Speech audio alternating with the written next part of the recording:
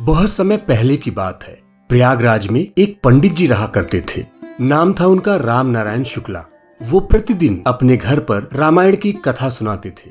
आस पड़ोस के बहुत से लोग उनके घर पर आया करते थे और राम कथा का आनंद लिया करते थे। राम नारायण जी का प्रतिदिन का नियम था कि रामायण की कथा को शुरू करने से पहले वो हनुमान जी को याद करते थे और बोलते थे, आइए हनुमान जी आसन ग्रहण कीजिए। इसके बाद ही वो कथा की शुरुआत करते थे। उनकी कथा को सुनने के लिए एक डॉक्टर साहब भी प्रतिदिन उनके घर आते थे। डॉक्टर साहब के मन में एक दिन ये प्रश्न आया कि राम नारायण जी प्रतिदिन ये वाक्य कहते हैं, तो क्या सचमुच हनुमान जी आते हैं? मन में आया था प्रश्न, तो उन्होंने पंडित जी से पूछ ही लिया, पंडित जी आप प्रतिदिन ये वाक्य कहते हैं, तो क्या सचमुच हनुमान जी आते हैं और आसन ग्रहण करते हैं? राम नारायण जी ने कहा कि मैं ये मानता हूँ कि जहाँ पर भी राम जी की कथा होती है हनुमान जी वहाँ अवश्य आते हैं। लेकिन डॉक्टर साहब ने बोला, पंडित जी अगर हनुमान जी यहाँ आते हैं तो आप मुझे उसका प्रमाण दीजिए। राम नारायण जी ने उनको बहुत समझाया कि ये मेरे व्यक्तिगत आस्था का विषय है। यदि आपकी आस्था इसमें नहीं है तो मैं उसमें क्या कर सकता हूँ। लेकिन डॉक्टर साहब को ये बात समझ में नहीं आई। वो बार बार पंडित जी से यही बात करते रहे, उनसे प्रार्थना करते रहे, क्योंकि जो भी लोग कथा सुनने आते हैं उनमें से कुछ लोगों को ऐसा लगता होगा कि हनुमान जी यहाँ पर प्रतिदिन आते हैं।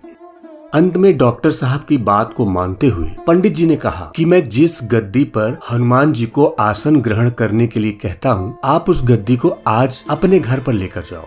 जब आप कल कथा सुनने के लिए आएंगे तो उस गद्दी को अपने साथ ले आना और कल मैं उस गद्दी को उसी जगह पर रखूंगा जहाँ मैं प्रतिदिन रखता हूँ। कथा सुनाने से पहले जब मैं हनुमान जी को बुलाऊंगा उसके बाद आप उस गद्दी को उठाने का प्रयास करना। यदि आपने गद्दी को उठा दिया तो आप समझ लेना कि हनुमान जी नहीं आते हैं और मैं फिर कथा करना बंद कर दूंगा। डॉक्टर साहब ने भी कहा, धन्यवाद पंडित जी, अगर मैं गद्दी को नहीं उठा पाया तो मैं आपकी शरण में आ जाऊंगा, आपसे मैं दीक्षा ले लूंगा। ये बात वहाँ आए हुए सभी लोगों ने सुनी और उन लोगों ने और भी लोगों को इस बात के बारे में बताया। दूसरे दिन उनके घर में बहुत ज्यादा भीड़ हो गई। प्रश्न था भक्ति का, प्रेम का और विश्वास की परीक्षा का। डॉक्टर साहब वहाँ गद्दी लेकर आए और पंडित जी ने उसको उसी जगह पर रख दिया जहाँ वो प्रतिदिन रखा करते थे। उसके पश्चात पंडित जी ने वही वाक्य दोहराया और अपने मन में उन्होंने भगवान से प्रार्थना की, भगवान ये हमारी पूजा, प्रार्थना, आस्था और विश्वास की परीक्षा है। रघुकुल रीत की परंपरा का प्रश्न है, इसकी लाज जरूर रखना। उसके पश्चात पंडित जी ने डॉक्टर साहब को निमंत्रण दिया कि आइए आप इस गद्दी को उठाइए।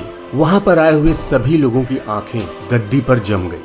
डॉक्टर साहब खड़े हुए और गद्दी को उठाने के लिए अपना हाथ उसकी तरफ बढ़ाया, लेकिन उनका हाथ गद्दी से 2 इंच दूर ही रुक गया, मानो गद्दी की तरफ से कोई प्रेशर उनके हाथ पे लग रहा हो, जिसकी वजह से उनका हाथ गद्दी तक नहीं पहुंच पा रहा है। डॉक्टर साहब ने बहुत प्रयास किया, कई बार अपना हाथ गद्दी की तरफ ले जाने की कोशिश की, लेकिन उसको उठाना तो दूर, वो उसको छू भी नहीं पाए। और इसके बाद वो पंडित जी के चरणों पर गिर गए और बोले, पंडित जी मुझे माफ करिए, मैंने आपकी, सबकी, हमारी आस्था, विश्वास, भक्ति पर प्रश्न उठाया था, लेकिन मैं समझ गया कि श्रद्धा और भक्ति के साथ हम जब प्रभु की आराधना करते हैं तो उसमें बहुत शक्ति होती है।